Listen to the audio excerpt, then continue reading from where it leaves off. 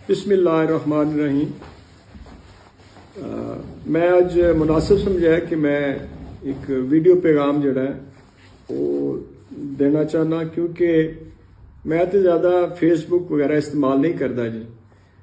लेकिन मैनू चंद दोस्तों ने दसिया कि फेसबुक ते बहुत सारे ना अपना क्वेश्चन दे आ रहे ने इल्ज़ामात मेरे ते, जिन्हों का मैनू जवाब देना बहुत ज़रूरी है। वो इस हवाले नाल ने कि जिहड़ा इस वक्त PP 31 विच या पूरे मुल्क विच भी जिहड़ियां गिरफ्तारियां और इशूज़ इस तरह के चल रहे हैं PTI के हवाले नाल, ते PP 31 दे विच जिहड़े लोगों की गिरफ्तारी हो रही है, फेसबुक ते एक बकायदा साडे मुखालफीन वालों एक मुहिम चलाई जा रही है कि उहदे विच उन्हां लोगों को गिरफ्तार करने के पिछे खालिद असगर कुराल दा हाथ है या उहदा कोई प्रैशर है किसी पुलिस वाले की। इस तरह की गल मैं बिल्कुल क्लीयर दो टोक के गल करना चाहना कि मैं कभी भी इहो जी गंदी सियासत जिहड़ी है वो नहीं की, ना जिंदगी विच मैं सियासत की, ना मेरे वालिद साहब ने की। ते मेरा एक धड़ा है जिहड़ा 70 साल तो साडा नवाबजदगान दे खिलाफ एक जिहड़ा धड़ा है साडे इलाके विच, असीं उन्हां दे नाल 70 साल तो चले आ रहे हैं। मेरे वालिद साहब उहदे बाद मैं वही धड़ा जिहड़ा चौधरी ज़ौहर लाई साहब दा धड़ा है, वही धड़ा जिहड़ा चौधरी वजाद साहब दा और हुसैन लाई साहब दा धड़ा है।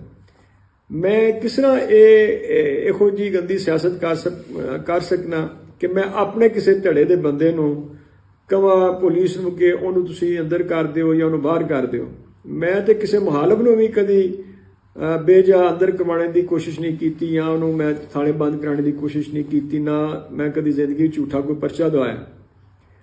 जिहड़ी मेरे इस गल दे पिछे मैनू नज़र आ रहा है, जिहड़े मेरे इस वक्त सियासी मुखालफी ने PP 131 दे विच वो इसनूं हवा दे के ते इह साबित करना चाह रहे हैं कि असीं लोकां विच इस गल नूं फैलाईए कि खालिद साहब जिहड़े ने वो जनाब लोकां नूं दबाने की कोशिश कर रहे हैं और जिहड़े PTI नाल चल रहे हैं लोग उन्हां नूं दबाने की कोशिश कर रहे हैं। ऐसी कोई गल नहीं। अलबत्ता मैं बिल्कुल कोशिश कर रहा उन्हां लोगों वास्ते जिहड़े मैनू इन्फॉर्म करते हैं, जिहड़े मैनू फोन करते हैं और दसते हैं कि पुलिस साडे छापे मार रही है या साडा किसी लिस्टां विच ना आ गया या फलान होया। उहदे वास्ते मैं DPO साहब कोल भी जाना, मैं थाने भी फोन करना या DSP साहब नूं भी रिक्वेस्ट करी दी कि बेजा लोगों नूं तंग ना करो। इत्थे जिहड़ा साडा हल्का खास तौर पर एक चौधरी मतलब ज़ौहर लाई साहब का यह हल्का है या साढ़े उस वक्त वालिद साहब ने जी सियासत की उन्होंने लोगों का हल्का है, चौधरी वजाद साहब का या सारा, और ये हल्का लोग सारे इकट्ठे ने साडे एक जॉइंट सारे लोगों की जिहड़ी है साडी वोट बैंक है।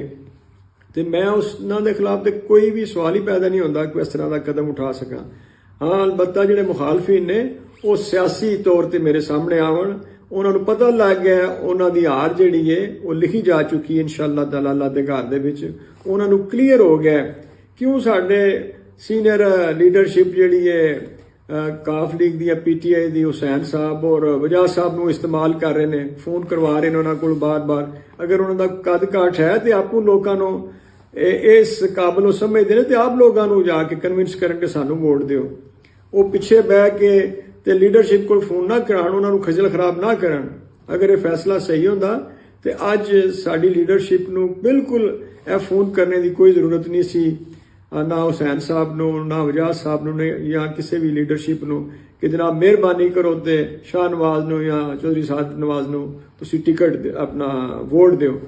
मैं फिर एक बारी इस वीडियो के तवसत नाल अपने पूरे हल्के दे हर बंदे नूं ये मैसेज देंगा कि अगर उहदे खिलाफ कोई भी ऐसी कार्रवाई होती है तो मैनू जरूर इन्फॉर्म करन। इंशाअल्लाह ताला मैं जितने जो भी आए हैं मैं जरूर उस कार्रवाई तो उन्होंने दूर रखने की कोशिश करांगा। जिहड़ी भी पुलिस वालों हो रही है वो कोई भी PTI का रुकन होवे, कोई भी मेरे नाल चल रहा है या पूरे साडे हल्के कोई भी बंदा है वो बिल्कुल मैनू इन्फॉर्म करे, मैं इंशाअल्लाह ताला उहदे नाल खड़ोवांगा।